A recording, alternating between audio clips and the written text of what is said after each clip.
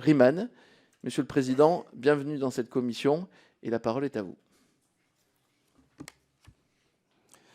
Merci, Président Zulesi. Chers collègues, bonjour à toutes et tous. Je suis très heureux d'ouvrir cette nouvelle réunion de la délégation Outre-mer de l'Assemblée nationale. Elle se déroule aujourd'hui dans un cadre inhabituel puisque cette réunion est conjointe avec celle de la Commission de développement durable. Merci au Président Jean-Marc Zulesi qui a l'initiative de cette réunion commune qui fait suite à sa visite qu'il a effectuée en Guyane en septembre 2023 à la tête d'une délégation de députés de sa commission. Je le remercie d'avoir eu ce réflexe ultramarin que nous essayons de promouvoir, pas toujours avec succès, auprès de nos collègues de la France hexagonale. En effet, les Outre-mer concentrent souvent les mêmes problématiques que celles que l'on peut rencontrer dans l'Hexagone, mais avec un effet loupe, propre au territoire ultramarin qui leur donne plus d'acuité. Les déchets, en particulier, sont soumis aux mêmes réglementations qu'en Europe, alors que les conditions matérielles sont très différentes dans les Outre-mer et que l'étroitesse des marchés ultramarins rend encore plus difficile que dans l'Hexagone la création de filières de traitement. Au regard de l'importance de ce sujet, je me permets également de rappeler que mon collègue de Martinique, M. Giovanni William, a mené pendant 6 mois, au cours de l'année passée, les auditions d'éco-organismes de secteurs d'activité divers.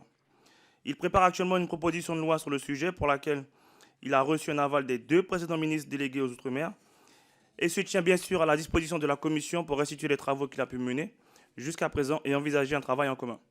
C'est donc avec grand intérêt que nous allons entendre les intervenants nous donner leurs sentiments sur la problématique des déchets dans les Outre-mer.